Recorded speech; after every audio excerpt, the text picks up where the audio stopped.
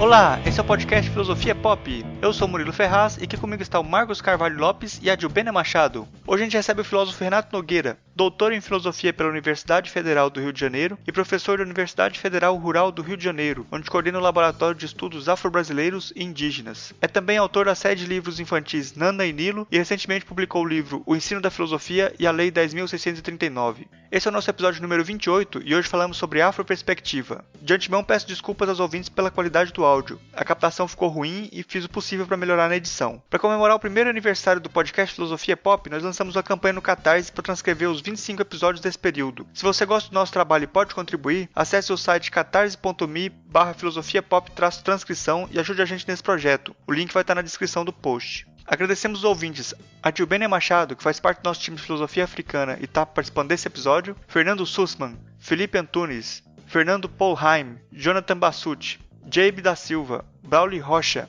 Hugo de Oliveira, Fernando Ferri, Matheus Machado, Edson Rosentowski, Jana Steffen, Alexander Marques, Fabrícia Ribeiro, Stefan Rafael, César Rodrigues Carlos, Renato Rocha, Felipe Ferrari, Roberta Hempel, Albert Kerschbaum, Vanderlei Luiz Weber, Juliano, Ana Carolina Spinardi, Enéas Melo, Tiago Bartoletti e Viviane Ribeiro, que já apoiaram o projeto, ajudando a viabilizar o acesso ao conteúdo do podcast para as pessoas com deficiência auditiva e a darmos o primeiro passo para o lançamento de um livro com os melhores programas do primeiro ano do Filosofia Pop. Muito obrigado mesmo de coração, é muito importante ter o apoio de vocês e estamos muito animados com esse projeto. Se você não conhece ainda o nosso site, pode visitar o filosofiapop.com.br e deixar o seu comentário. Tem sempre algum texto complementar no site. Siga a gente no Twitter, curta a página no Facebook ou envie um e-mail para contato@filosofiapop.com.br. Assine o nosso feed para receber os episódios no seu celular assim que forem lançados. Se você não sabe como fazer isso, tem um guia para te ajudar disponível lá no site. No Filosofia Pop a gente pretende conversar sobre temas filosóficos e uma linguagem acessível. A ideia é usar também referências culturais como filmes, músicas ou programas de TV para ilustrar alguns conceitos, dialogar com coisas mais próximas da gente. A cada 15 dias, sempre às segundas-feiras, a gente vai estar aqui para continuar essa conversa com vocês. Vamos então para a nossa conversa sobre afroperspectiva.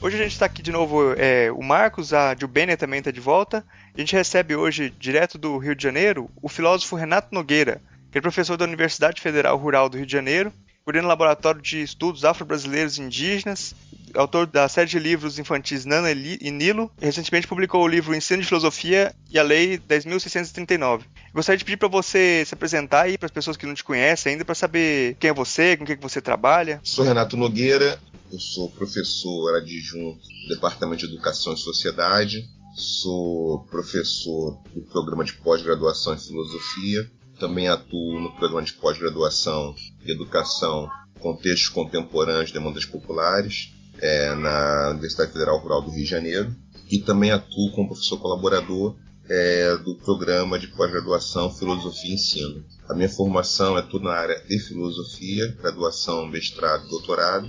Fiz a graduação na UFRJ, Federal do Rio de Janeiro, o mestrado na UFSCar, Federal de São Carlos, e o doutorado voltei para o UFRJ, onde estudei interfaces entre filosofia política, estética, filosofia da arte, com autores contemporâneos, autores modernos e antigos. Estudei bastante, por um bom tempo, filosofia alemã, né, tenho afinidades com temas, mas sempre também pesquisei, fiz investimentos no campo da filosofia africana. Bom, a nossa conversa de hoje vai ser sobre afroperspectiva. E eu gostaria de começar perguntando para o Renato, o que é afroperspectiva? Essa é uma boa questão. Afroperspectiva é um termo que aparece no nosso grupo de pesquisa, né? Grupo de pesquisa o qual tenho coordenado, né, que está no CNPq. Grupo de pesquisa Afroperspectiva, Saberes e Interseções, AfroSim, com N no final. A afroperspectiva ela é devedora de várias leituras e de várias abordagens. A afroperspectiva ela é devedora da perspectiva de Abdias do Nascimento, que trabalha com quilombismo, uma referência muito importante para a afroperspectiva. Ele é mentor de um autor que é o Molefe Achante, que trabalha com a noção de afrocentricidade. A afrocentricidade foi super importante para que a gente pudesse pensar esse encaminhamento, essa abordagem que nós chamamos de afroperspectiva, e além disso o perspectivismo ameríndio, assim tal como ele é trabalhado com Eduardo Viveiros de Castro, antropólogo brasileiro, que também nos deu algumas luzes para a gente pensar essa noção, essa abordagem chamada afroperspectiva. Então, resumidamente, a afroperspectiva é uma forma de abordar o conhecimento, uma maneira de construção do conhecimento, que é devedora de Molé Fechante, Abril do Nascimento, de uma discussão em torno do debate dos povos indígenas ameríndios. Então, a perspectiva é uma possibilidade de pensar a partir de um território epistêmico que não seja ocidental, dialogando com territórios epistêmicos ocidentais. Renato, você traz aí, né, de onde você fez essa construção do conceito, né, de afroperspectivismo. A minha pergunta, qual seria a relação com a ancestralidade, né, essa filosofia da ancestralidade que a gente pensa como, vamos colocar entre aspas, mas uma atualização da filosofia africana no Brasil, assim. Então, qual seria essa relação? Você traz essa relação desde a perspectiva do Eduardo Viveiro, pensando povos indígenas? Então, essa foi a própria ideia de perspectiva, porque a afrocentricidade, ela não é, em certa medida, ela não é essencialista, mas era uma discussão que a gente não fazia. Eu considero Molé Fechante um dos pensadores assim, mais interessantes da contemporaneidade. Em termos de centricidade, é a partir de um lugar. Em certo momento, a própria ideia de centricidade tem uma perspectiva. E a noção de ancestralidade é super importante. Então, eu depois, eu tive contato primeiro, eu conheci Eduardo, Davi Oliveira, um dos Copênis, e nesse Copênis, a partir daí que eu fui conhecer o trabalho da ancestralidade, que também está na sua dissertação, da UDB. E a partir daí a gente tem dialogado mais hoje também com ancestralidade, e reconhecer que a ancestralidade ela é fundamental para a gente pensar a nossa perspectiva. E a gente tem feito isso em trabalhos com samba, por exemplo. Nós chegamos a publicar um livro que foi até reputado digital, o Ministério, na ocasião a CEPI, em conjunto com o Ministério com a Biblioteca Nacional, a gente foi premiado, eu pesquiso, para lançar o livro Samba Logo Penso, Afroperspectivas Filosóficas para Pensar o Samba. Então a ideia foi justamente filosofar com o samba, a partir do samba, com o samba, através do samba. E a ancestralidade foi fundamental para fazer isso. Então a gente tem cada vez mais operado, dialogado. Porque a afroperspectiva, essa é uma coisa importante, o encaminhamento afroperspectivista é da permeabilidade. É muito de manter novas relações, estabelecer novos encaminhamentos. Então, nesse sentido, ele está sempre aberto para essa discussão de reflexão. Eu sempre faço a mesma pergunta pro Renato, que eu fiz uma entrevista com ele para uma revista de banca, e algumas perguntas a gente sempre repete. Por exemplo, essa diferenciação entre afroperspectiva e afrocentrismo é sempre bom esclarecer, né? Porque ele mostra o recorte que ele faz do Assante e como ele delimita o que é interessante ou não. Queria que você explicasse essa diferença entre afrocentrismo e afroperspectiva. O que acontece? O próprio Assante, na verdade, ele fala em afrocentricidade mais que em afrocentrismo, que seria alvo de mais críticas. Mesmo assim, a afrocentricidade tem sido, eventualmente, alvo de críticas.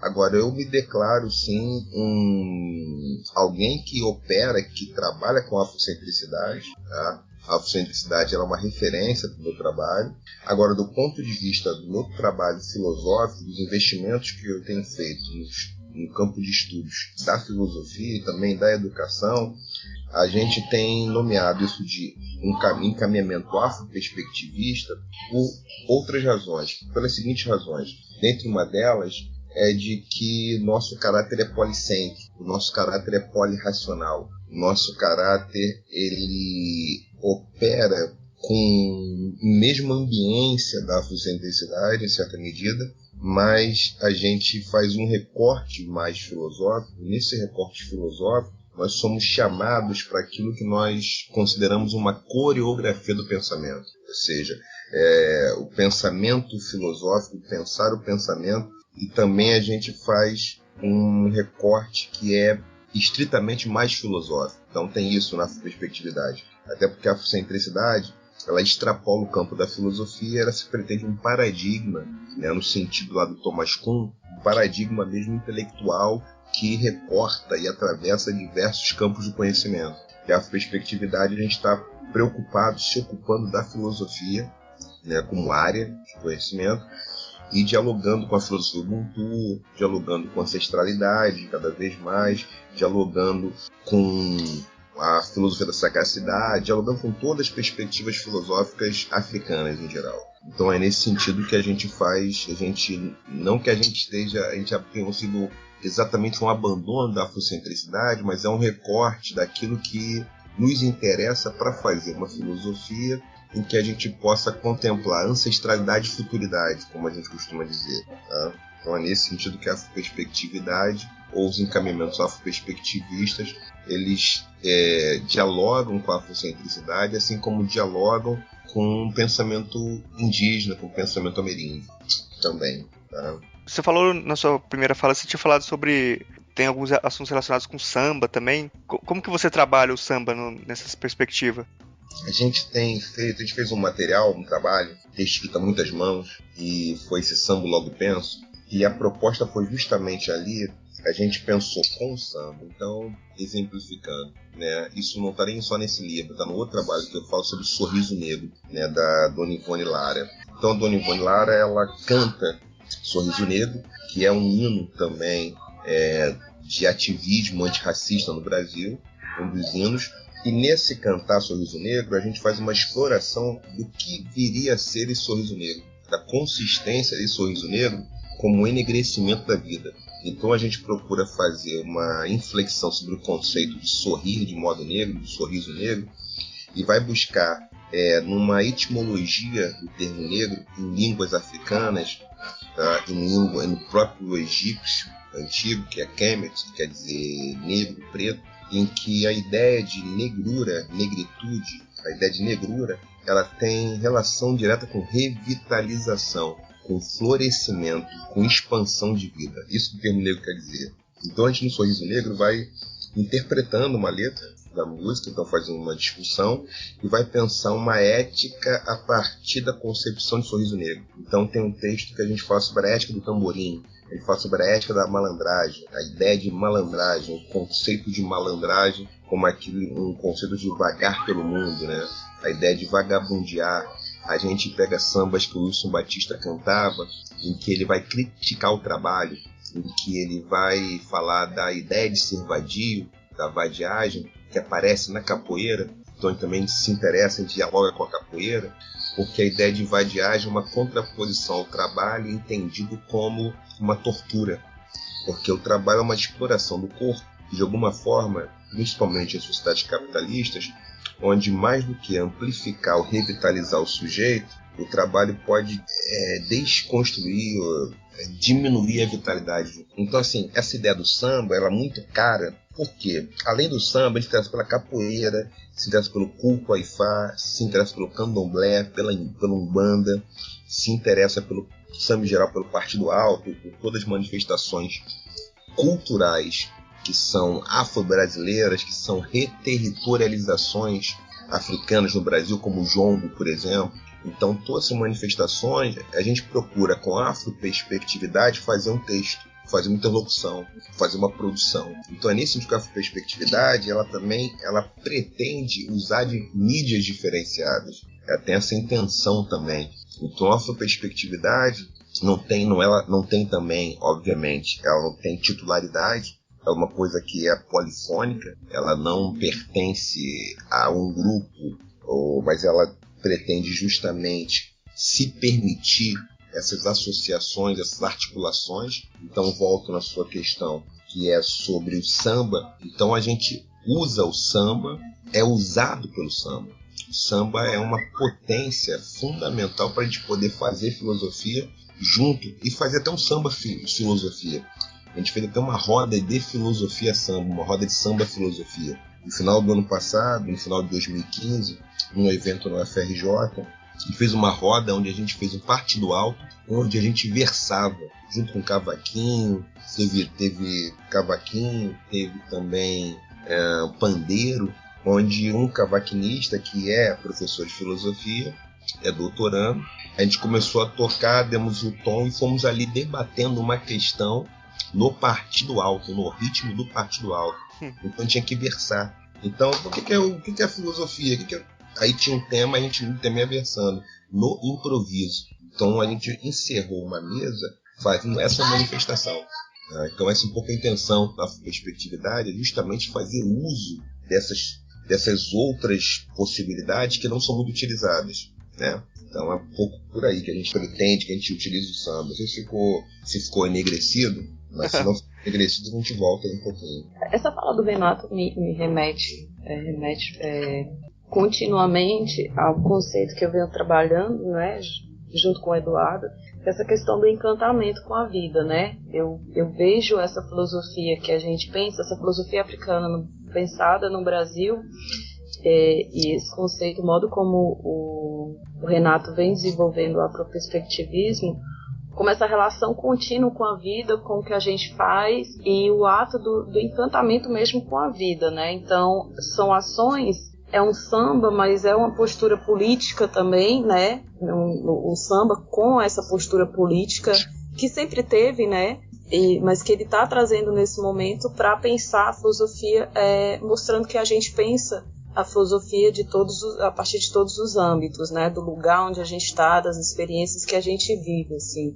Então, eu estou compreendendo, obviamente puxando sardinha para o meu lado, essa questão do encantamento com a vida, né? Esse reviver, revitalizar, né? Esse fortalecimento, assim. Então, para mim, é bem interessante essa perspectiva que Renato vem trazendo e as possibilidades com as quais ele vem trabalhando, né? Mostrando as diversas possibilidades que a gente tem de filosofar, de vivenciar também essa filosofia, né? Então, seria mais um comentário, assim.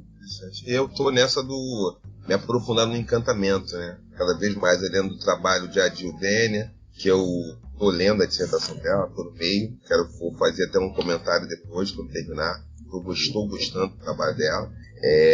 Já li os trabalhos do Eduardo, né, Davi Oliveira, né? Então eu tenho um livro dele. Então, assim, são coisas da ancestralidade que a gente tem procurado também incorporar. A gente tem essa ideia mesmo, a afroperspectividade, como ela é policêntrica, ela é permeável para se associar, se articular com essas perspectivas também afro e também indígenas. A gente tem também um pouco essa ideia que foi até uma demanda de fazer uma filosofia africana, afro-brasileira, afrodescendente, e também de pensar uma filosofia dos povos indígenas, as filosofias dos povos indígenas, a demanda também da LDB. Porque o que nos impulsionou, além do por essa filosofia africana, africanizar e enegrecer o pensamento, foi também uma necessidade que a gente não pode, que é incontornável. A Lei 10.639, Lei 11.645, é obrigatório os conteúdos de história e cultura afro-brasileira, africana, dos povos indígenas, estejam presentes em todas as disciplinas. E aí a gente diz uma coisa que eu conversando com o Nascimento, da UNB, não é só os conteúdos, mas a maneira também de trabalhar as bases devem ser, né, de matriz africana, de matriz. Então, essa é uma ocupação que me interessa cada vez mais, que me interessado. A afroperspectividade pretende estar a serviço disso, não se esquivar dessa obrigação de pensar para além do panteão do Ocidente, do panteão ocidental. Obviamente, mantendo sempre diálogo com todas as perspectivas da abordagem e pensamento, né? Mas procurando privilegiar as abordagens não hegemônicas. Então, né, essa questão do filosofar desde as nossas experiências, né, e fazer essas experiências também entrarem nessa roda da filosofia.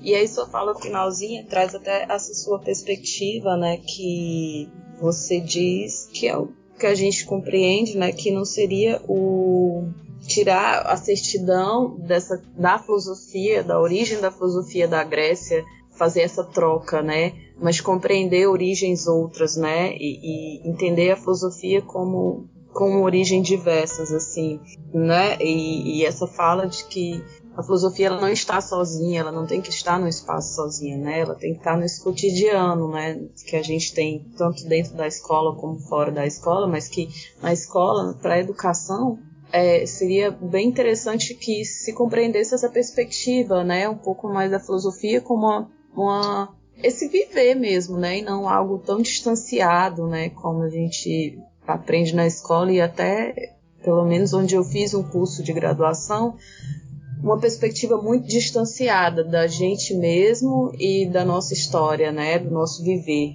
cotidiano, assim. Então, a sua proposta é não reduzir, né, a filosofia, mas ampliar essas possibilidades filosóficas e as tradições de onde nós pensamos a filosofia. Isso é importante. A Dilbene tocou um aspecto importante por diversas razões. Um dos problemas que eu vejo é que a maioria dos manuais, dos textos didáticos, né, tem 5 livros didáticos, né, no PNLD, Programa Nacional do Livro Didático. Então tem os livros recomendados pelo MEC, o Ministério da Educação recomenda 5 livros. Nenhum desses livros foram recomendados pelo MEC. Eu espero que isso possa ser modificado brevemente. Nenhum deles trouxe uma certidão de nascimento que não fosse a Grécia Antiga, que não fosse alguma coisa quase consensual. Por volta do século VI, antes da Era Comum, a gente teve uma produção estritamente filosófica que teria surgido na Grécia Antiga. E aí a gente pode ter uma divergência ou outra, Tales de Mileto, para uma significativa parcela de professores de filosofia, e talvez para um outro grupo possa ser Platão, mas de qualquer forma a Grécia seria o palco, o cenário de surgimento da filosofia.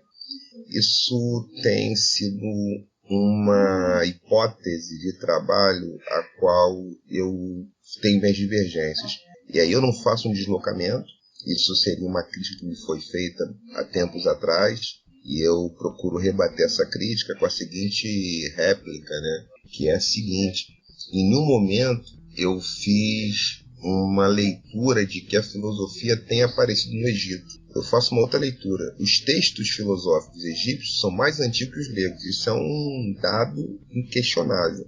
Os papiros egípcios são mais antigos, né? Ptah-hotep escreveu antes. Ptah-hotep, ele viveu muito antes de Sócrates e Platão, assim como Amenemop, tá? Então, isso são dados.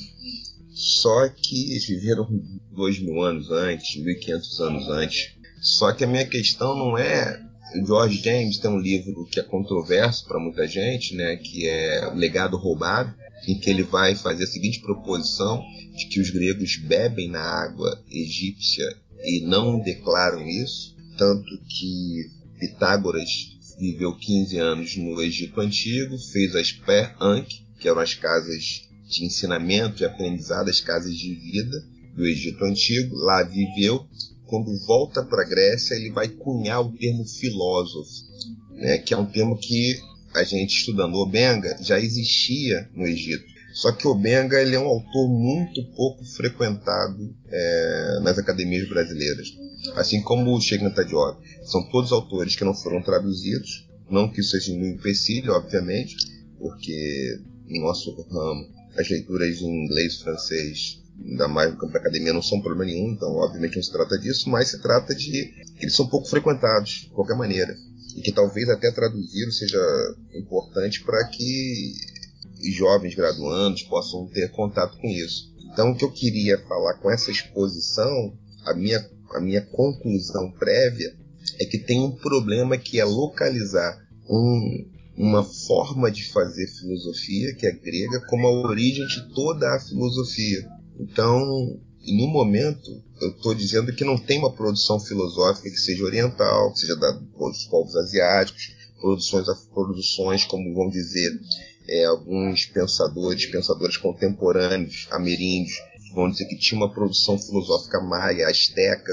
Eu não tenho investigações nesse campo, né, da cultura maia asteca, mas tem intelectuais tremendos aí que estão reivindicando isso. E é um material pouco conhecido. O material que eu conheço com mais profundidade, que eu conheço bem, tenho escrito sobre isso, falado sobre isso, é o material egípcio, material africano. Então, há material africano, vasto material africano, que é anterior ao material grego. Isso leva a que conclusão? Não me leva à conclusão de que foram os africanos que inventaram a filosofia, mas que a filosofia sempre existiu em muitos lugares e que talvez seja necessário que a gente se informe sobre isso. A minha perspectiva não é entrar num debate, né, quem começou a filosofia, África ou Ocidente, europeus ou africanos, né, gregos ou egípcios. A minha discussão não está nisso, a minha discussão é de outro patamar. É do patamar que existe uma vastidão de produções filosóficas que, se a gente ficar restrito a esse falso problema, nós vamos deixar de enriquecer o debate filosófico. E para o enriquecimento do debate filosófico, eu penso que é incontornável que a gente faça leituras como Ptah-hotep, Amenhotep, Mericarré e tantos outros e outras, né? A Sátira das Profissões, que é um texto super importante, um texto que vai fazer um balanço, um mapa das atividades, e vai falar daquela atividade que se aprende o pensamento, que se aprende uma atividade em que a destreza não é perfeita. Então, são tantos textos de suma importância, mas que eles não estão circulando com a intensidade que eles merecem, por aquilo que eles oferecem. Então, essa é a minha preocupação. Minha preocupação é colocar na roda outros textos, tá? Outros textos tão importantes quanto os textos gregos, mas que estão aí um pouco invisíveis, né? A gente conversa com os colegas, né, do campo, mas também nem todos os colegas conhecem esse material, nem todos conhecem o Ptah-hotep. Eu tenho um artigo meu sobre cardiografia do pensamento, com o Amenhotep. Ele afirmava que o pensamento era alguma coisa de caráter coronário, pensar era com o coração, até porque o pensamento, Amenhotep, dentro da sua tradição de escola filosófica, o pensamento é alguma coisa que está no coração, que divide o espaço no coração com o caráter, com a vontade, está tudo ali. E eu fiz um texto, né, junto com um grupo. O texto é da minha autoria, mas o texto que foi alvo de uma comunicação, uma apresentação que eu fiz no encontro de egiptologia. Então, assim, no Museu Nacional, estive no museu com egiptólogos, o pessoal da egiptologia, não tinham filósofos lá, pessoas na área de filosofia, mas o pessoal da história, né, que vai para o campo da egiptologia. Eu me embrenhei com essa turma para tentar ver os papiros, para aprender um pouco de egípcio. Então, anos atrás comecei a estudar egípcio antigo, fiz algumas incursões, né, com muitas dificuldades, né, não é simples, mas então fui lá procurar e fui ler, né, os clássicos do campo para poder fazer esse percurso, né, que eu considero fundamental, porque se nós falarmos de filosofia africana contemporânea, isso é alguma coisa inegável. Agora, a minha dúvida é por que a gente não trata da filosofia africana na antiguidade, porque isso faz toda a diferença, né, no meu entendimento. Faz diferença na própria escritura da história da filosofia, ou como alguns vão dizer, histórias das filosofias,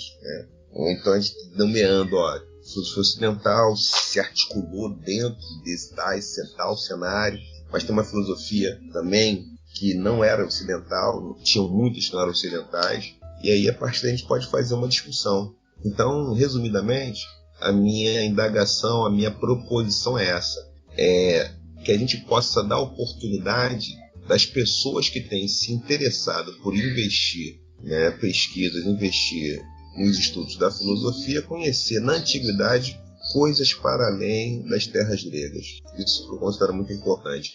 E considerando não como pensamento, mas filosofia, porque existe realmente colegas que reconhecem que existia pensamento, mas não filosofia. O que eu estou dizendo é que a gente tem que revisitar isso para reconhecer como filosofia, visto que os próprios, no caso os egípcios, que eu conheço bem, chamavam aquilo de filosofia, Heket, que é o termo que o Obenga traduz tão brilhantemente como filosofia, tá? Porque era justamente, isso está no texto dele sobre o Egito Antigo, e ele fala isso com todas as letras, né? Que a tradução, que o termo era filosofia. Por quê? Faço a definição das mais brilhantes do Ptah-hotep: atividade ou arte em que nenhum artista chega à destreza perfeita. Então, uma arte em que a destreza perfeita está sempre por ser conquistada. Ela nunca chega à sua conclusão final, porque a medida da verdade é algo que a gente sempre está a buscar.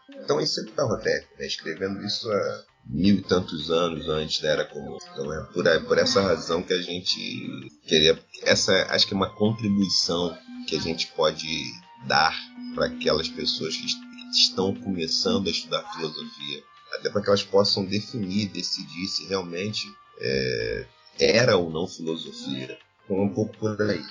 Eu acho que é muito interessante essa inserção do multiculturalismo dentro da filosofia, mas eu vou perguntar para o outro lado, problematizar o unanimismo, porque mesmo quando a gente faz a abordagem da Grécia Antiga, do Egito Antigo, via Diop ou Benga, tem um pressuposto de uma unidade cultural da África negra. E eu fico com esse problema de um certo unanimismo. Até que ponto a gente pode sustentar esse unanimismo para a África? E também no tipo de universalização, não sei se a palavra é essa, mas como o Viveiros de Castro faz uma espécie de síntese de pensamento que serviria para todos os grupos da América Latina, né? Eu não sei se cada grupo em particular concorda com o Viveiros de Castro, se eles se identificam particularmente. A mesma coisa, eu não sei se a construção da africanidade, se esse unanimismo é algo produtivo.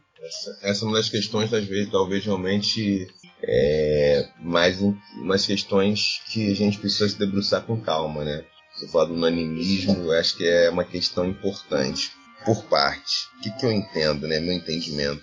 Quando a gente fala de Ocidente, o Ocidente ele é multifacetado, mas a gente compreende que existem certas características que nos permitem chamar de ocidental um conjunto de práticas, repertórios culturais, precauções intelectuais, que nós chamamos, a gente denomina de ocidental. A grosso modo, eu diria que o Ocidente, isso aqui é uma leitura, óbvio, isso aqui é numa fala, isso é o que eu digo muitas vezes numa sala de aula, o Ocidente, em certa medida, ele tem nas suas raízes, se a gente fosse falar em raízes, ou nos seus platôs, o Ocidente tem Grécia e Roma, né? A filosofia grega está lá nas bases daquilo que a gente chama de cultura ocidental, sem nenhum purismo, mas ela está lá. Roma também, as perspectivas políticas e jurídicas daquilo que a gente chama de Império Romano. De alguma maneira também o recorte da espiritualidade judaico-cristã, que é um recorte espiritual que tem uma dinâmica em busca da salvação, uma dinâmica que opera com a ideia de tribo eleita, tem um povo eleito, um povo que tem direito à recuperação de um paraíso perdido. Isso está presente na cultura ocidental, isso está lá nas bases judaico-cristãs. Do ponto de vista do Estado, tem aquelas nuances que são construídas com a Revolução Francesa, né? O ideário, liberdade, fraternidade, igualdade, o Estado tripartido Montesquieu está lá presente, né? Um Estado que tem instâncias executiva, legislativa, instância jurídica, isso está previsto. E tem também modos de produção e uma sociedade que se articula em torno do trabalho e que os modos de produção vão disputando a eficácia. Socialismo, capitalismo, por exemplo. Eu penso que o Ocidente se caracteriza por isso. Eu penso que isso que viabiliza que existe o euro na Europa. Então, eu penso que do mesmo modo, acho que isso é importante. Quando eu falo em África, eu não penso a África só na dimensão continental. Porque o Ocidente poderia ser o quê? Europa, os povos do Norte. Mas a gente não chama... tem alguma coisa para a Europa, óbvio que um francês ele pensa diferente de um inglês, né? A Inglaterra é a mesma coisa que a França, mas eles têm contornos que os aproximam, que nos possibilitam chamar de Europa, que seria esse solo comum. Eu penso que o James e panafricanistas, ícones do panafricanismo, eles operam dessa maneira. A África não são apenas 55 países, 6 regiões linguísticas diferentes, não são apenas cerca de 900 e tantos povos diferentes, mas tem um contínuo, uma articulação que a gente poderia colocar em torno da xenofilia, matrifocalidade, de uma espiritualidade quemético e urubá, banto, onde a ancestralidade é a chave dessa espiritualidade, onde a ideia de tribo eleita não está prevista. Então, penso que esses elementos, eles constituem aquilo que eu posso chamar de um paradigma cultural África, assim como tem o paradigma cultural Ocidente. Então, não é uma planificação, uma pasteurização, mas é uma leitura política de que essas perspectivas culturais, elas têm dinâmicas próprias de funcionamento. Não são puras, de forma nenhuma, o Ocidente não é puro, mas tem uma pauta, uma agenda que é da cultura ocidental. Algumas coisas que, de alguma forma, elas possibilitam que a gente possa falar em euro, o euro ser uma moeda, a Europa ter um mercado comum. É nesse sentido que eu entendo que tem África e que tem povos indígenas da América. Tá? É nesse sentido. Tem algumas coisas ali que são sempre diversos, mas essas leituras, elas tendem só a gente ter um entendimento político na hora da gente fazer uma distribuição e uma leitura geopolítica dos conflitos que também partem e também são travados no campo epistêmico, no campo intelectual. Então, no campo intelectual, existe alguma coisa que é do bojo da cultura ocidental, como tem coisas que são do bojo da cultura africana, da cultura dos americanos. Tá? Então, não significa pasteurizar. Isso eu acho que é uma questão que não é fácil. Uma questão que não é fácil realmente, não. Isso me faz entender, eu quero falar mais sobre ela, até porque para aprender mais, para pensar mais, as provocações que vocês me fazem são importantes. Mas queria ouvir vocês também um pouco mais sobre essa questão que eu considero uma das mais importantes. Porque senão a gente não falaria em Ocidente, senão não teria nem mercado como o europeu. É uma instância política que ela só é viável porque existem elementos que vão fazer esse cruzamento. Vai tornar possível uma língua de entendimento, né? Uma língua no sentido mais geral da palavra, língua que faz com que a Europa toda se entenda. Né? Seja assim, somos europeus. O que é ser europeu? Né? Óbvio que ser europeu não anula, não diminui, não invisibiliza ser francês, né? Ser português ou espanhol, espanhola, não diminui isso. Mas significa que tem uma outra instância que ela é macropolítica, que ela é geopolítica, que vive nesse registro. Tá?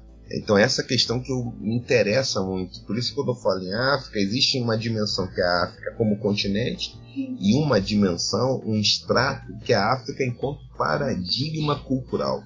A África que a gestão do continente, ela não é a partir das compreensões da Revolução Francesa. Ela é a partir de um outro lugar. Tá? Queria ouvir um pouco mais. Esse marco está contemplado, acho que não contempla. Tá? Acho que merecemos continuar passar essa parte, merece mais debate. Fala um pouquinho, Marcos, aí, por favor. Essa questão ela é problemática, a gente se situa nela, né? Toda vez que fala filosofia africana, tem que problematizar a filosofia e tem que problematizar o africana. Assim como fala em filosofia brasileira, os dois termos têm que entrar em questão. Eu acho que politicamente é muito importante esse tipo de reivindicação, né? Mas questiona a ideia do Ocidente, por exemplo. Ninguém questiona o Ocidente, o que torna possível o mercado comum europeu. A Europa existe como mercado comum. Isso fortalece, né? Então, ainda que eles tenham diferenças, existe uma unidade na diversidade que os faz europeus. Talvez seja essa unidade na diversidade que possa criar um mercado comum africano, criar o Afro como moeda daqui a algum tempo, ou criar o Américo como moeda das Américas. Isso, do ponto de vista geopolítico, é uma garantia também de sobrevivência. Se a gente pensar que no contexto geopolítico tem disputas por recursos, essa é uma das tônicas, e os povos disputam recursos que são finitos. Nessa disputa por recursos finitos, toda a artilharia ela entra em choque, em conflito, para que alguns povos tenham esses recursos. E nessa hora os povos se associam por afinidade que são de ordem cultural. E nessa hora aí essa ideia continental, ela acaba fazendo um certo sentido no arranjo. Tá? Tô fazendo uma leitura muito aqui, né, um pouco geopolítica, lembrar até de autores que não falam disso, mas que talvez também, falar de um francês aí, de um ocidental, Michel Foucault, falar de relações de poder, que vai pensar o poder, falar, tem isso, tá lá, dá para cumprir isso até com Foucault, essa disputa, né, parece. E por que essa reivindicação?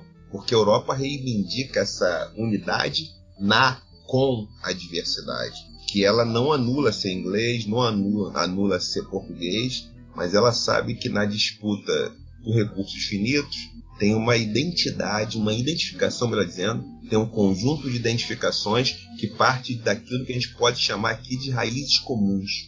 Né? Grécia-Roma, Revolução Francesa, Revolução Industrial, Judaísmo e Cristianismo, na sua versão ocidental. E aí xenofilia, tradição quenética do Yoruba-Bantu, onde a ancestralidade é importante, matrifocalidade e a gestão pela senioridade pelas castas familiares, né, como era no Império Songhai, por exemplo, no antigo Império do Mali. Tem uma coisa interessante que eu acho que você vai gostar de ouvir, é bom para comentar. Uma professora aqui da Unilab foi dar aula de semântica e explicar a diferença. Uma amiga minha foi explicar a diferença entre morto e vivo. Aí metade dos nossos alunos são africanos, né? E ela colocando antônimos, né? Sinônimos e antônimos. Então, o antônimo de morto é vivo. E os alunos africanos começaram a questionar isso, não aceitaram muito bem e perguntaram o lugar do morto-vivo, o lugar começaram a falar de zumbi. Isso faz muito sentido quando a gente pensa na questão da ancestralidade e dessa relação com os antepassados, né? Na cultura africana, o vivo não é oposto ao morto, não é? Sim, sim. Porque a cultura africana está muito ligada tanto à ancestralidade e a espiritualidade é uma coisa importantíssima, né? A espiritualidade ela é intrínseca à vida. Nesse sentido, não tem a ideia de laico, né? Ser laico é uma construção ocidental. Então faz muita diferença. Porque num contexto laico, me parece factível, sem problema algum, opor vivo a morto. Agora, num contexto em que a espiritualidade é constitutiva, todos os ancestrais que estão na memória, eles estão vivos. Então o morto não é um não vivo, né? O morto é de uma outra natureza. O morto integra a comunidade, né? Vive na futuridade, vive no presente, dialoga. Não existem coisas exatamente mortas, né? Faz uma diferença. Penso que a ideia de ancestralidade, ela justamente modifica isso. Está falando daquele que entrou para um outro panteão que é a ancestralidade. Se dá para pensar isso na cultura africana. Na cultura ocidental a gente acaba pensando diferente. As culturas orientais, muitas também operam dessa forma, né? Algumas tradições não conheço profundidade com a cultura africana, mas a gente vai ver isso em algumas culturas japonesas, tem um culto ancestralidade, tem algumas etnias chinesas que fazem isso também. Então penso que é diferente. Talvez seja. Eu gostei dessa questão. Eu tinha visto por outro ângulo, né? Mas gostei desse ângulo. Eu vi por esse ângulo da ancestralidade, que é uma coisa viva. Aí eu fico pensando, não dá para nivelar tudo com uma mesma coisa. Agora, geopoliticamente, essa é a questão. Se a gente entender, aí eu estou lembrando de novo de autores, de um autor, que acho que é um Foucault, Mbembe, aquele Mbembe. Ele faz uma releitura do Foucault, né? Para pensar coisas, ele também compreende que tem uma disputa, né? Que tem uma guerra.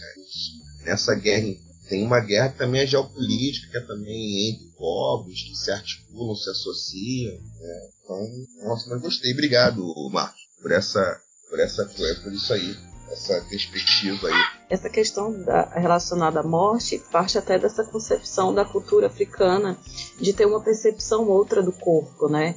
Então, quando se morre, aí vamos colocar as devidas aspas, é um corpo, né? Aquele corpo acaba ali, de certo modo, mas a energia da pessoa continua, né? O que a gente vem falando já.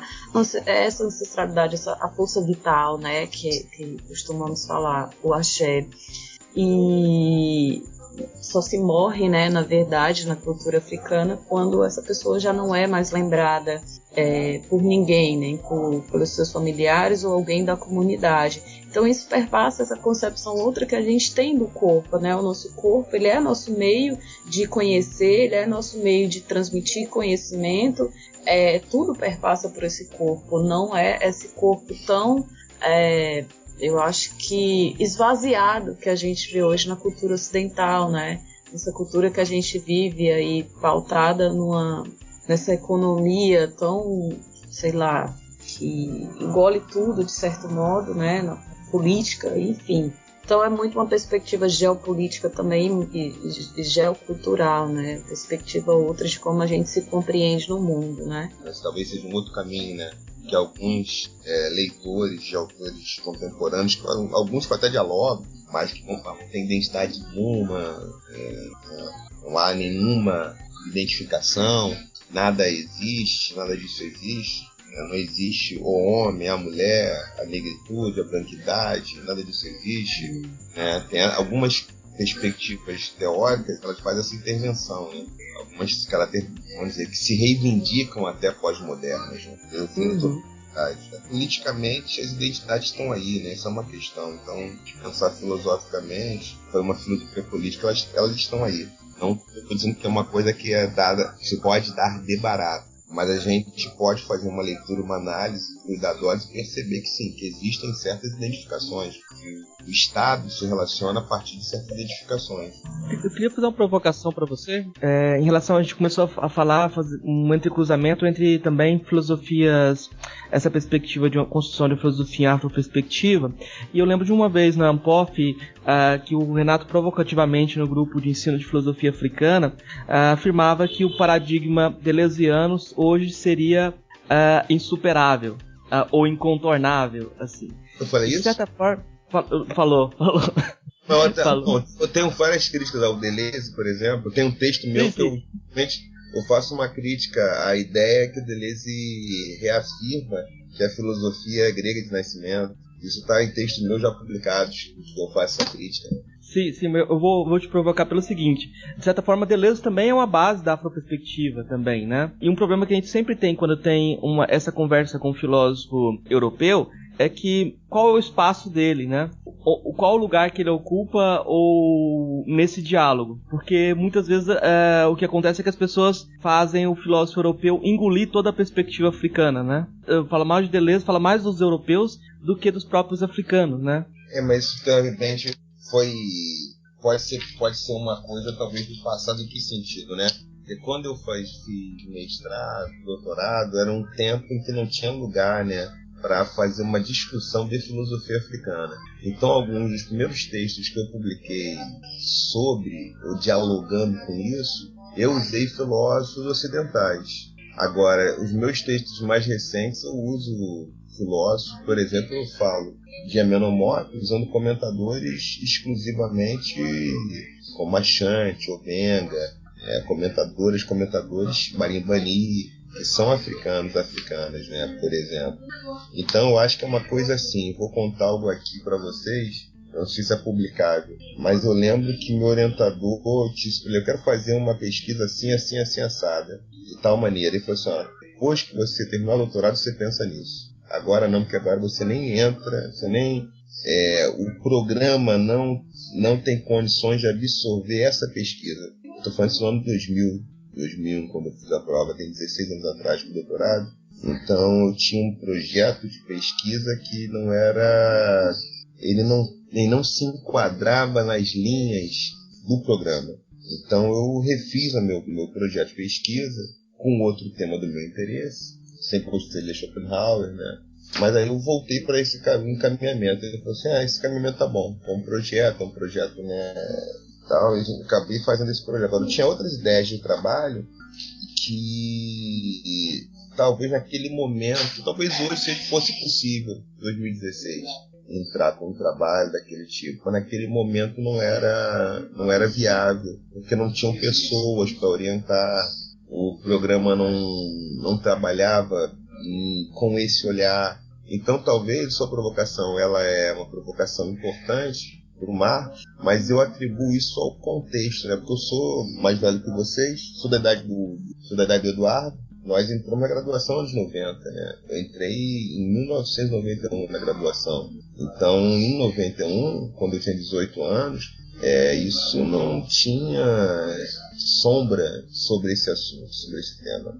O que eu ouvi de falar de filosofia africana, não na universidade, eu ouvi falar de filosofia africana com ativistas antirracistas, ativistas de movimento social, movimento negro.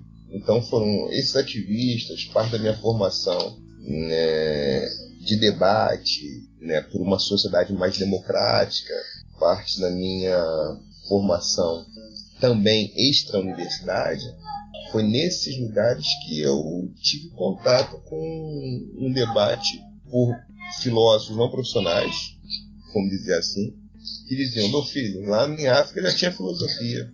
Foi na academia, e na academia essa discussão não era uma discussão feita.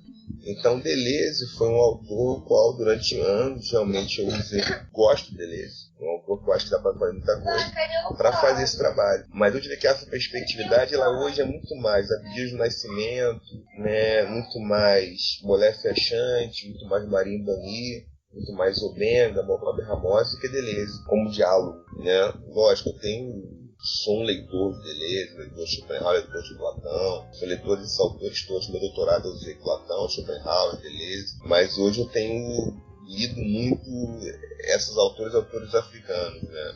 Ou da diáspora africana. Então, não por não gostar dos outros, mas é porque para ver as contribuições que autores africanos podem dar para os problemas que são desse campo de constituição de uma filosofia africana. Até porque faz mais sentido ler autores africanos para falar de uma filosofia africana. A tua observação é boa. Eu sei esse conto, deve ter sido 2006 isso, né, na Ancop, né, 2006. Não, foi. Acho que foi, a gente estava no grupo de pragmatismo, depois a gente foi lá no seu grupo. Deve ter sido 2006, 2007. Isso. Lá no... Isso mesmo, Eu acho que foi isso. Então era um momento, talvez, que diria que mudou, né? Já deu uma mudada agora. Não que dê dar uma mudada. Isso é uma coisa importante. Porque não tem nada de para ficar mal entendido, né? Deleuze é um autor que contribuiu, o qual usei e uso. Já fiz um texto para um artigo, para um dossiê, isso aí, dossiê Deleuze. Então, assim, estou fazendo texto sobre Pitágoras com aluno, né? Mas é para colocar o Pitágoras aí na linha do africano. Mas eu diria que hoje eu sei separar essas coisas, separo. Se eu fizer um trabalho com Deleuze, vou fazer com Deleuze. Se tiver uma mesa com Foucault, como eu oriento trabalho em Foucault na universidade também, como também estou orientando coisas que vão para além disso, né? Eu aceito os alunos que querem trabalhar só com filosofia africana, então incentivo isso, na antiguidade principalmente também. Eu acho que é um momento importante, é um interesse que eu tenho, que eu considero que eu vejo que tem, não sei, tenho colegas, amigos maravilhosos, como o Anderson, como o Eduardo Oliveira, o Anderson Flor Nascimento. Também na UFRB a gente tem Emanuel, tem nomes fantásticos, né, que têm trabalhado com filosofia africana. Agora eu também acho que a gente tem que trabalhar com filosofia africana, e aí eu tenho feito isso, acho que cada um joga numa posição, né, isso é importante, cada um desses colegas, desses amigos joga numa posição. Eu estou jogando um pouco nessa retaguarda, de pensar a filosofia africana na antiguidade, né? Então eu estou com estudantes que eu co-oriento, estão fazendo trabalho de leitura, comparação dos textos gregos com os textos egípcios, para ver se tem influência ou não, porque a gente faz lá atrás desfazer a confusão de que não tinha uma produção filosófica africana. Para mim essa é uma das questões importantes nesse debate, nesse jogo, nesse xadrez. A gente fazia essa confusão. Não tinha. Gregos, como colegas que eu respeito, né, da academia, meus contemporâneos, falam, não, lá tinha pensamento. A filosofia foi na Grécia. Na verdade, assim, são dois comentários muito breves sobre essa última fala, né, que ainda hoje, infelizmente, nós temos muito pouco espaço, ou quase nenhum, na pós-graduação para pesquisar a filosofia africana. Eu fiz a minha graduação nos anos 2000, então eu saí da minha graduação, e eu nunca ouvi falar sobre filosofia africana na graduação, isso em 2006, né, por aí, 2008. Então tem 11 anos que eu estou pesquisando isso, e só agora, no meu curso, por exemplo, tem um grupo de estudantes, não é nem professores, são estudantes que estão fazendo essa pesquisa, né? Estão começando a pesquisar a filosofia africana, que para mim eu acho muito interessante, né? Que parte dos próprios estudantes fazer a pesquisa, pesquisar a filosofia desde uma perspectiva do lugar de onde se reconhece, né? Então seria da perspectiva da negritude, né? Da africana.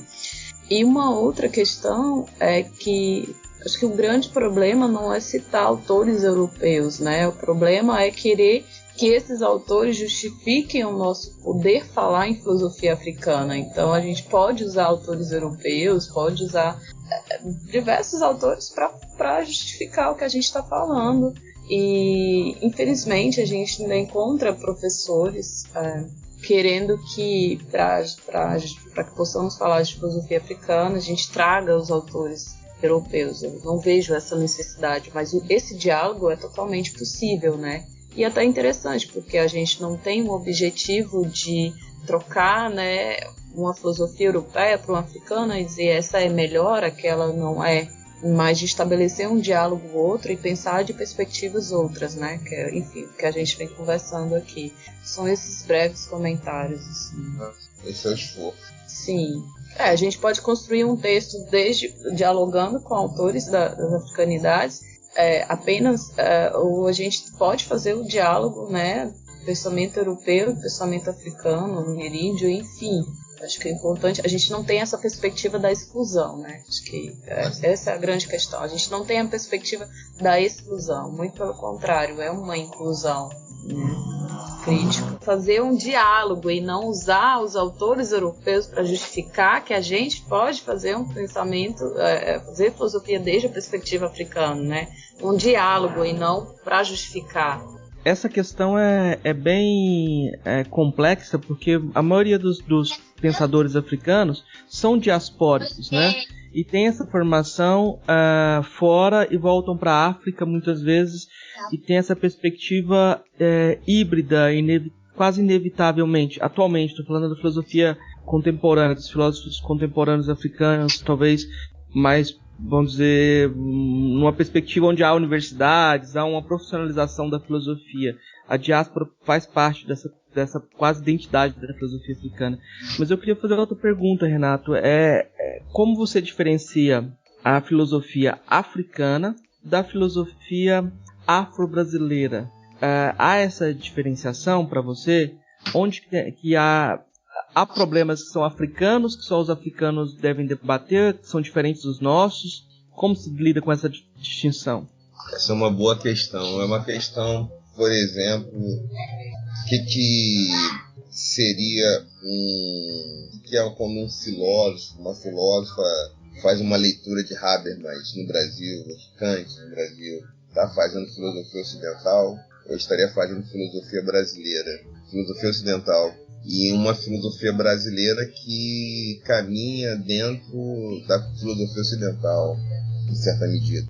Me parece que a filosofia afro-brasileira, ela de alguma forma é devedora, ou ela sempre está em contato com uma perspectiva africana, né? Seria até por ser uma afro, né? Então, eu acho que nesse sentido ela está em contato. Agora, essa diferença entre uma filosofia afro-brasileira para uma filosofia africana, me parece que a maneira mais simples de fazer isso é pela autoria. Né? A autoria sendo afrodiaspórica e dentro do contexto brasileiro, a gente poderia chamar de uma filosofia afro-brasileira.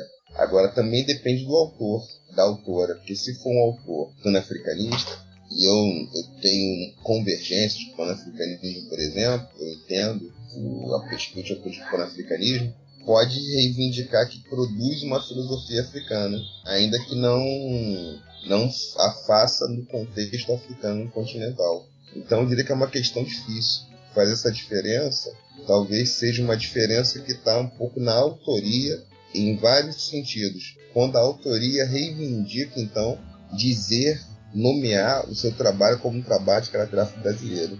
Eu diria que é por aí. Não é fácil, não, essa diferença. Não é fácil. Não sei se respondeu o Marcos, que essa questão é difícil. Nesse ponto, a gente tem a experiência aqui de que não há identificação total entre meus alunos que vêm de Guiné, de São Tomé, com as questões do negro brasileiro. Porque, por exemplo, o racismo é uma novidade para eles, né? Então, as questões de construção de identidade, elas tocam diferente para eles, né? Talvez o conflito entre tradição e modernidade seja um problema muito maior na África do que é para os afro-brasileiros, né? Eu não sei, eu vejo como problemas, como estrutura de problemas e construção de nação, por exemplo, a construção de estruturas políticas específicas que dialoguem com os povos distintos. Eu acho que essas questões elas são africanas, né?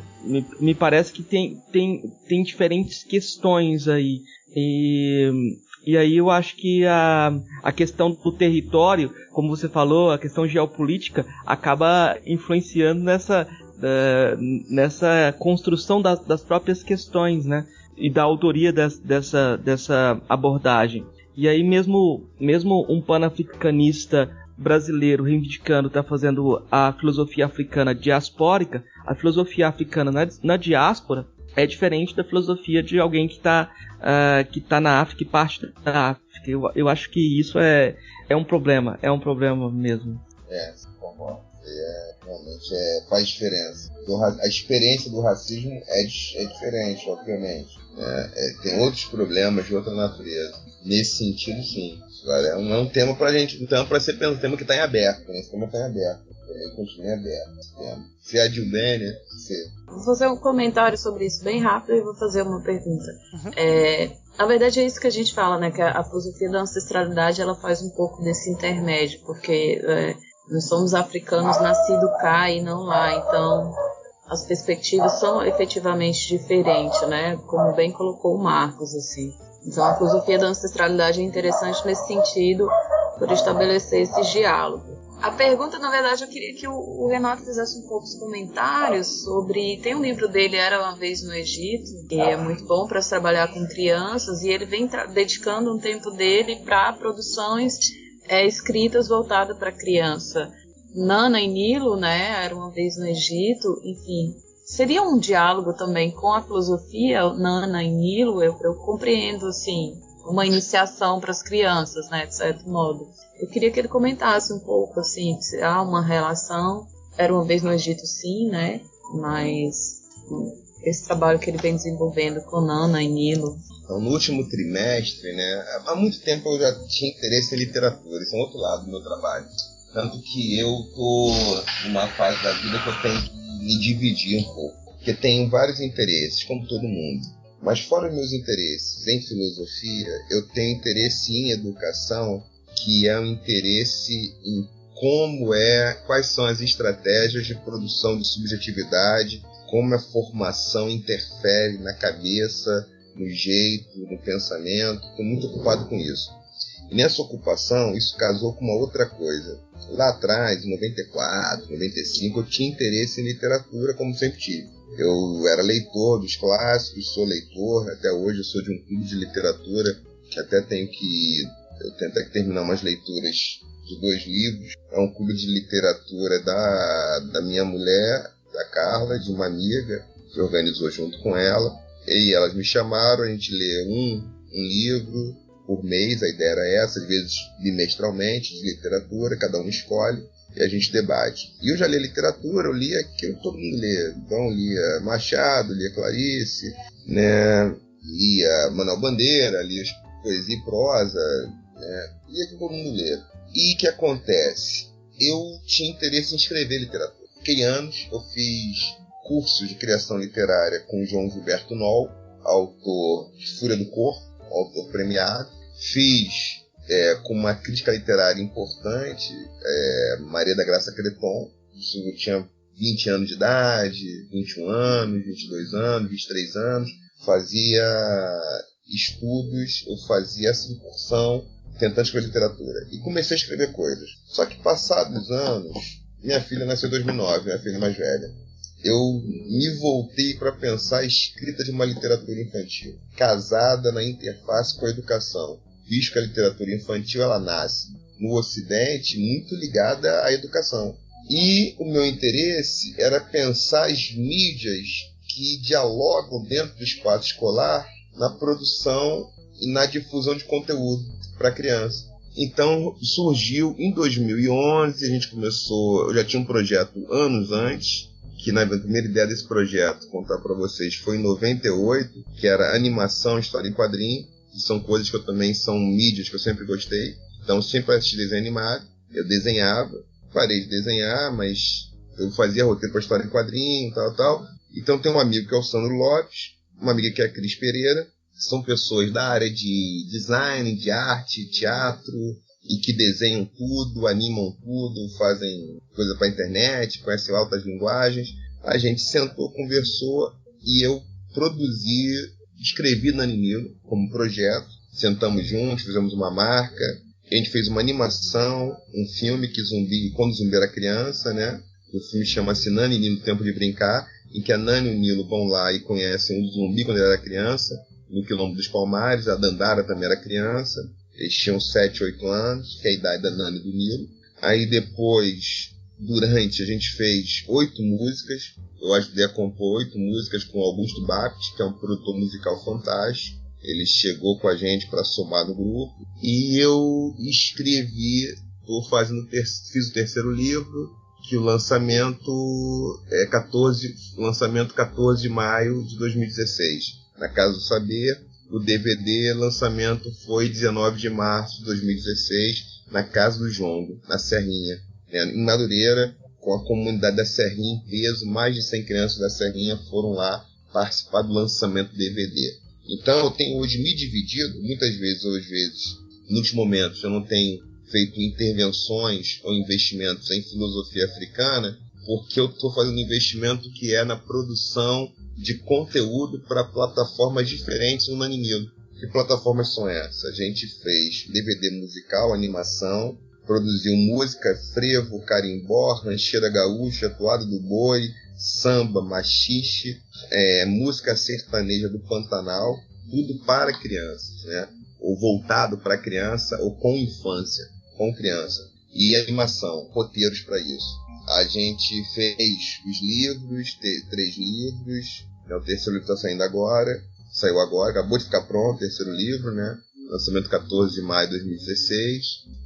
A gente está fazendo coisas para a internet, que a gente deve lançar em 12 de outubro de 2016, lançar um site que é um mundo, esse site, para criança, pais e profissionais de educação.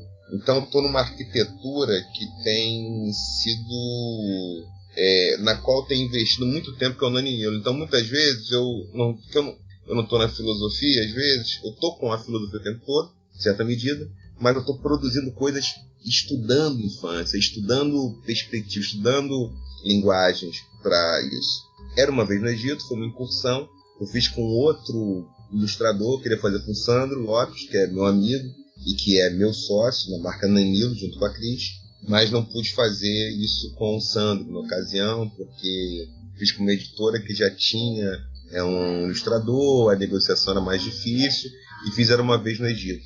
Então foi com outro ilustrador, nem sempre é fácil pela linguagem, pela intimidade que eu tenho com o Sandro, talvez fosse diferente, mas fizemos o Era Uma Vez no Egito, que era justamente foi um esforço para apresentar para quem está começando os anos na escola, para apresentar esses filósofos africanos da antiguidade. Então, Renomop, Ptahhotep, né? É um livro que eu quero até refazer esse livro, né? Não agora, porque agora eu estou um pouco tomado por Naninilo, e a gente está estudando várias linguagens, a gente tem projetos de quadrinhos, Naninilo, a gente já tem a questão da música, a gente fez as músicas, a gente fez um show musical, né, que foi Augusto Bapt, a Carla Cris, que cantaram, né, as meninas cantaram, foi super legal, cantaram as músicas do Naninilo nessa apresentação. Então eu tenho um trabalho transmídia com o Naninilo. Isso é uma outra ordem de trabalho, que é atravessada pela filosofia, de uma filosofia que pensa infância, fundamentalmente, em que eu penso basicamente no Nani Nilo 3 encaminhamentos: educação das relações étnico-raciais na história e cultura brasileira, africana, dos povos indígenas, educação ambiental, e penso a articulação das artes, dança, música, teatro e artes visuais. Então, Nani Nilo tem essa conjuntura de pensar esses elementos articulados, onde a resposta da educação ambiental é a partir de uma perspectiva filosófica africana e dos povos indígenas, onde as artes também se articulam a partir daí, onde a musicalidade é a partir daí. Então, a musicalização infantil ela é construída a partir de repertórios autorais originais, mas que estão dialogando com gêneros, ritmos musicais e dançantes que não circulam com a mesma intensidade que o gênero pop para criança. Então a gente está pensando hoje no Cavalo Marinho, por exemplo, que é muito forte no Recife, mas que crianças fora do Recife não necessariamente conhecem. A gente fez um frevo por isso, fez rancheira gaúcha por isso, né? Eu comecei pensando no carimbó, ouvindo carimbó, pensando no carimbó. Eu não sou compositor, então o que eu faço é mais letra, sou mais letrista, agora cantarolo a melodia. Agora tem o Augusto Babs, que é um músico fenomenal, que tudo que eu jogo para ele mata no peito e faz gol. Aí eu, Babs, preciso disso assim, vamos para cá. Então tem sido uma parceria maravilhosa. Ele entrou na equipe do Nani Nilo ali para somar nesse sentido. E com o Sandro e com a Cris, a gente tem feito os planejamentos, porque meu trabalho com o Nani Nilo não é um trabalho só de literatura, é um trabalho também de formação. Então eu faço palestras, eu estou com com 2 projetos hoje, um que eu tenho que terminar, está chegando o prazo dele, que é o Filosofando os Sotaques Africanos e Indígenas, que a Dilbene até está fazendo parte, vai ser aí chamado. Eu queria ver se eu consiga trazer o Marcos também, ainda não sei como vai ser. Eu estou dialogando com a FAPERJ agora, devido à extensão do prazo. E tem um projeto com a Biblioteca Nacional, que é o Viajando com o Nani Nilo, que a gente vai circular escolas, onde eu faço um momento de uma formação continuada para profissionais de educação que estão lotados na educação infantil, do fundamental 1º ao 5º ano, coordenadoras, orientadoras educacionais, onde a intenção é justamente casar educação ambiental, história e cultura afro-brasileira, africana, povos indígenas e artes, onde as linguagens artísticas, as plataformas, elas operam dentro dessa perspectiva, dentro desse olhar. Então, Nani Nilo, a gente está desenvolvendo aí, não é para agora, 2017, uma plataforma para as crianças brincarem. Tem um joguinho que a gente está reformando, é um jogo de pintura, é um Vem Brincar com a gente. A gente está fazendo um jogo numa perspectiva africana, eu estou com o aluno que a gente estuda jogos, então a gente tem feito isso. Então o Nani Nilo tem sido uma boa parte dos meus investimentos intelectuais produtivos, porque com o Nani Nilo a gente, teoria e prática estão juntos, a brincagogia ela está junto. Então o Nani Nilo tem sido hoje aí um dos meus principais sonhos, do ponto de vista produtivo, de construção. E ele é sempre uma discussão filosófica, né? Eu quero que vocês tiverem a oportunidade de conhecer, não sei quem teve chance para a nossa campanha, a recompensa. Esse Marcos entrou na nossa campanha, a recompensa do DVD. O DVD está aí, está rodando. A gente vai em breve ter uma plataforma para venda do DVD no site, naninilo.com.br. Agora, é um trabalho que é de contribuir para a formação de quem aprende a formar, de quem está formando e aprendendo, que é a professora de educação infantil do fundamental, 1º ao 5º ano. Então estou voltado para esse público, que é uma coisa que eu faço como professor do curso de pedagogia. Então vejam vocês, são dois trabalhos que eu estou fazendo, que eu tenho que, durante a semana, me dividir um pouquinho nesses investimentos. Por isso, Nani Nilo. E era uma vez no Egito essa tentativa de casar isso com a filosofia africana para crianças, com crianças. Mas o Nani Nilo, ele é também filosofia, mas ele é muito a formação continuada, né? É um trabalho que não é feito para criança. A gente não está disputando o mercado, o território, com os trabalhos de entretenimento, nem trabalho didático. A gente faz um trabalho que é aprender divertindo, divertir aprendendo. A gente convida a escola para a escola aprender a aprender, as professoras a aprender para aprender com as crianças. Então, esse tipo de trabalho eu tive agora há pouco tempo numa escola privada no Rio de Janeiro. Eu faço muitas escolas públicas onde eu converso com adultos e com crianças, onde eu discuto matemática, discuto matema e faço tudo numa perspectiva naninilo. Então, eu faço essa discussão e a gente pensa, esse material naninilo nos ajuda a fazer isso aqui, essa história ajuda a fazer isso, esse filme aqui ajuda a fazer aquilo. Então, por esse caminho que a gente tem atuado. Então, vamos partir para as indicações, então? Renato, você trouxe alguma coisa para indicar para os ouvintes aí hoje? Eu indicaria a vocês o livro Naninilo na Cidade Verde. É um livro que está acabando de sair, é um livro que ficou muito interessante, é um livro que a gente fala de Ubuntu e Teco-Porã com crianças. É um livro em que a Nani e o Nilo vão para o futuro, vão para uma cidade que se tornou uma aldeia quilombola no futuro. Então é um livro para criança nessa faixa que está em letramento, em alfabetizar-se, em afrobetizar-se, como diz, né, a Vanessa Andrade, né, fazer uma afrobetização, uma indigenobetização. E a gente chama essas crianças, a Nani Nilo chama as crianças, pega uma criança ocidental para conhecer o futuro, onde os povos quilombola e os povos indígenas, eles ajudaram a reinventar o mundo e reinventaram o Rio de Janeiro, no caso. O Rio de Janeiro passou a se chamar Cidade Verde, que virou uma aldeia quilombola. E nessa aldeia quilombola que virou o Rio de Janeiro, os princípios normativos da cidade é a filosofia Ubuntu e a filosofia Teco-Porã, o povo Guarani, que é a filosofia do bem viver.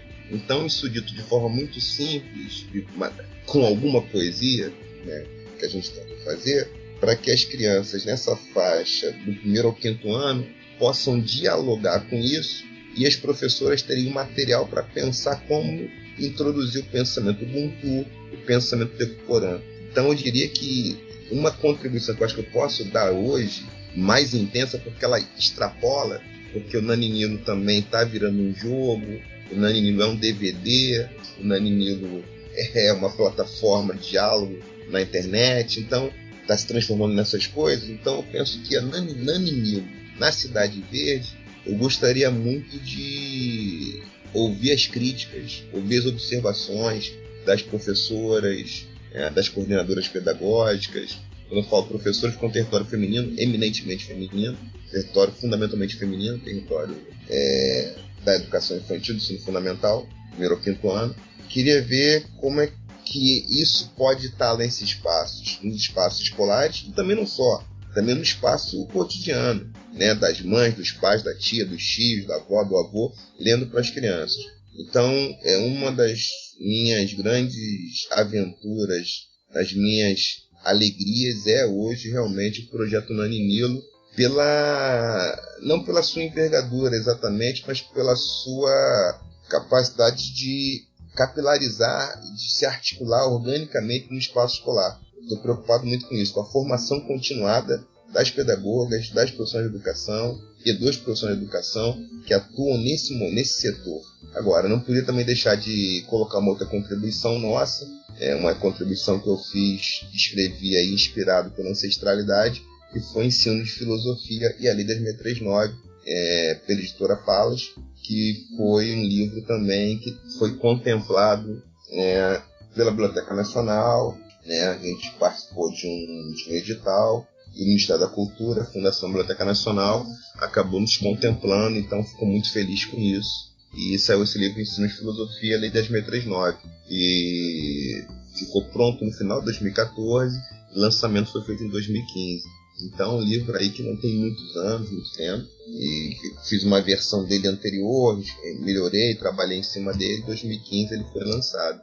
Então serão 2 indicações, e gostaria também que quem pudesse no Naninilo participasse com a gente, que nos procurasse para dialogar em torno. Eu estarei com um grupo do projeto, contando histórias para crianças, com crianças, e falando com professoras, professores, em 8 cidades no Rio, São Paulo e Minas Gerais. Então a gente vai fazer isso agora a partir do mês de junho. Aí estou retomando esse trabalho agora, na próxima semana, para fazer essa agenda. E o livro Nani Nilo na Cidade Verde vai ser aí um dos atratores para o diálogo desse trabalho. Então um pouco isso. Quando eu falo de Nani Nilo, eu me empolgo um pouco, porque eu estou muito ligado nisso, porque realmente foi um lugar que eu fui para a literatura, eu voltei à literatura. Eu desde 93, 94 pensava em escrever literatura. Tentei muitas vezes, não gostava de nada do que eu fazia. Aí fui amigas minhas, eu tenho uma amiga da literatura que é a professora de literatura, Fernanda Felisberto. Ela falou, tem que ler os formalistas russos, escrever na sua inspiração. Eu falei assim, fui estudar literatura um tempo. Eu já tinha feito oficinas de criação literária com essas duas pessoas, né? O João Gilberto Noll, que é um autor premiado, um autor que era amigo do Caio Fernando Abreu, né? Um autor conhecido aí, brasileiro, interessantíssimo, contemporâneo, falecido no século XX, né? Falecido no século XX, e a Maria Graça Creton, que é a crítica literária. Mas aí fui nisso, aí com a minha filha nascendo, eu falei, a minha literatura infantil. Até a minha ancestralidade tinha falado, né, que eu tinha que falar com crianças. O meu caminho era contar a história para crianças. Então eu tinha esquecido esse chamamento, mas quando a minha filha nasce, eu falei, caramba, é isso mesmo, agora eu tô lembrando. Eu tinha me dito que era isso. Também aí fica o DVD, que era uma outra sugestão. Sugiro aí que conheçam o DVD Nana e Nilo nos Animais, que é um DVD musical com músicas originais, em que tem uma coisa que eu considero as mais importantes do meu trabalho. Foi colocar seres humanos, o meio ambiente, animais não humanos e a cultura num único plano. Para quem assistiu o DVD vai perceber que é tudo num plano só. Então as crianças vão lá, visitam uma região do Brasil, visitam um bioma brasileiro. Nesse bioma que elas visitam, elas curtem um som, tocam jongo, ouvem jongo, dançam jongo, conhecem um animal ameaçado, o mico-leão dourado, lobo-guará, tatu-bola, tucano do bico preto, né, boto vermelho, conhecem um animal da tartaruga do Pantanal, risco de extinção. Uma criança daquela região dançam, cantam e contracenam com a fauna e com a flora dessa região. Então esse é um trabalho que eu tenho o maior gosto de ter feito, né, de estar fazendo, porque a ideia é colocar, né, dialogar com as crianças e com as professoras dessas crianças. Adilbene, você tem alguma indicação aí para hoje? Gente, não tinha pensado de imediato. Marcos, você tem alguma indicação pra gente? Eu vou fazer a indicação do livro, 2 livros, O Samba e a Filosofia, que vocês podem procurar aí na internet, é fácil de comprar, que é uma coletânea também que o Renato é um dos organizadores, de um livro que acabou de sair pela editora FI, chamado O Carnaval e a Filosofia, que é disponível para baixar gratuitamente e também você pode comprá-lo se você quiser, tem essas duas possibilidades. Eu queria indicar também o site da revista Capoeira, Humanidades e Letras. Nos 3 primeiros volumes dessa revista, você tem artigos sobre do Assante e uma entrevista com a Mary Lefkowitz. Então é um debate entre o Assante e essa professora Mary Lefkowitz sobre essa origem africana da filosofia. É uma divergência, uma polêmica muito forte dentro dos Estados Unidos, que a gente trouxe textos para reconstruir, de certa forma, esse debate. Não tem para quem quiser material para se aproximar disso, eu acho que pode ser útil. E vou indicar uma música do Gilberto Gil, aquela Não Tenho Medo da Morte, né? Porque ele fala, não tenho medo da morte, eu tenho medo de morrer. E isso vai bem de encontro com aquilo que a gente estava falando da não dualidade, morte e vida, mas morte é vida e esquecimento, né? Morrer como esquecimento, não ser mais lembrado. Então, só essas indicações hoje. A gente está chegando no final do programa, eu queria agradecer muito o Renato por ter cedido esse tempo aqui pra gente, foi muito, muito bom o papo, a conversa aqui, e queria abrir o espaço também para você divulgar seu trabalho, falar de contatos, meio de contatos, qualquer coisa que você quiser divulgar aí agora. Então fica isso aí, Nani Nilo, que eu acho importante. A gente tem um site, tem um e-mail contato@nanainilo.com.br. Esse é o nosso e-mail do projeto Nani Nilo, contato@naninilo.com.br. Então vamos encerrando aqui o programa. Queria agradecer novamente o Renato aí, obrigado, valeu demais pela participação aí, foi muito bom o papo. Obrigado, Renato. Depois me mostra editado, porque isso aí é uma loucura, né? Não, é ele que edita. Edita aí você, por favor. Valeu, obrigado, hein? Eu peço para você que está ouvindo comentar no nosso site, o filosofiapop.com.br. A participação de vocês é muito importante, é o que dá força para a gente continuar o nosso trabalho. Se você quiser, pode mandar também um e-mail para contato@filosofiapop.com.br. Lá no site a gente coloca todas as referências citadas aqui no episódio e também os links para as nossas redes sociais e página no Facebook. Se você quiser ajudar a gente, você pode compartilhar os episódios com os amigos e também avaliar no iTunes. Isso ajuda muito a gente subir na classificação deles e trazer muito mais ouvintes. Você também pode contribuir com a nossa campanha no site catarse.me/filosofiapop-transcrição. O link vai estar no post. Obrigado a todos e daqui a 2 semanas a gente está de volta. Tenho medo da morte, mas medo de morrer, sim. A morte é depois de mim, mas quem vai morrer sou eu. Derradeiro ato meu, e eu terei de estar presente, assim como um presidente, dando posse ao sucessor. Terei de morrer vivendo sabendo que já me vou.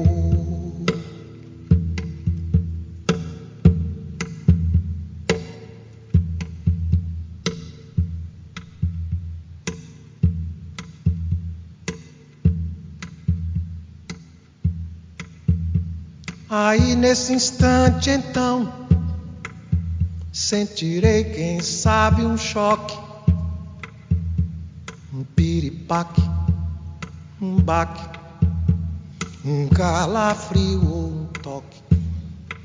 Coisas naturais da vida, como comer, caminhar, morrer de morte matada, morrer de morte morrida.